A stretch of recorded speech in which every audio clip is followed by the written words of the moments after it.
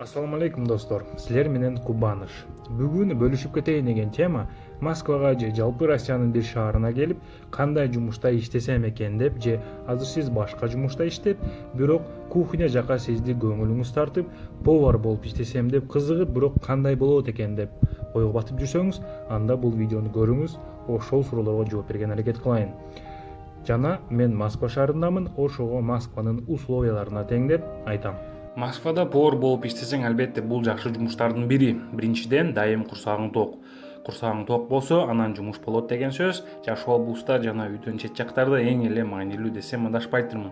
Кышы, жазын жылуу жана салкын жайда иштейсиң, стабилдүү. Анткени алдын ала бир график коюлат, заказ барбы же жокпу, өткөн смена сөзсүз айлыкта төлөнөт. Айтканча, адашпасам, айлык көп жерде кийинки айдын 10-15-теринде, аванс иштеп турган айдын 20-25-теринде берилет. Дагы бир жолу айтып кетейин, бул айлык берүү даталар көп жерде ушундай, бирок бардык жерде эместир.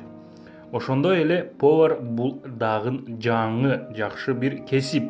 Бардык жерде жана каалаган учурда жакшы жумушка орношкону мүмкүнчүлүк бар жана болот.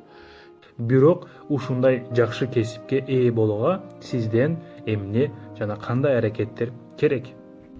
Биринчиден, документтер жөнүндө айтып кетсем, сөзсүз керектүү документтер булар паспорт, миграционная карта, регистрация жана медкнижка.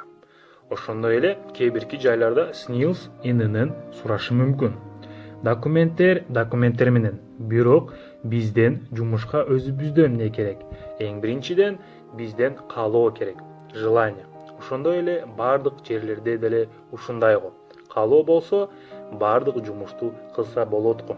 Чынбы? Анда эмесе биринчи күндөрү кухняда сиз эмне жумуш кылсаңыз дагы сөзсүз айтып, түшүндүрүп, көргөзүп жана үйрөтөт. Кыжалат болбой өзүңүз да кызыгып сурай бериш керек. Мисалы, сиз мурда учурай элек мөмө жемиштердин атын, кантип сакталышын, туура даярдалып берилгенин жана практикада аябай пайдалуу. Мисалы, кече бир салат даярдап көрдүңүз, анан бүгүн заказда ошол салат менен жана башка жаңы сиз жасап көрбөгөн салат чыккан болсо, сөзсүз даярдап көрбөгөн салатты суранып, мен даярдап көрөйүн деп сурап жазаңыз. Практика аябай пайдалуу. Баарыбыз эле ошентип үйрөнгөнбүз. Албетте ар бир тамакты кантип даярдайт деген түшүндүрмө бар. Сөзсүз кагазга жазылган, раскладка деп коет, граммдары да бар. Мисалы, баланча тамакка баланча мынча грамм кетет деген. Бардык заготовкаларды кантип сактоо жана колдонуу эрежелери, инструкциялары бар. Ошондой эле баарын жаттап билүү керек. Анткени сизден экзамен алат, сизден сурайт жана ошол жообуңузга карап айлыгыңызды көтөрөт. Бир айдан кийин кадимкидей эле повар болуп каласыз, Кудай буйруса.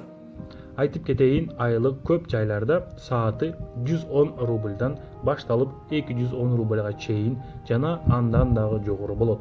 12, 13, 14 саат иштейсиз. Кээ бирки жайларда сутка смена дагы бар. Кыскасы кандай экенин айта берсем түгөнбөйт. Андан көрү өзүңөр көргөнүңөр жакшыраак го. 7 жолу уккандан көрү 1 жолу көргөн жакшы демекчи. Анда эмесе, көңүл бурганыңыз үчүн сизге чоң рахмат. Силер менен Кубаныш, саламатта болуңуз.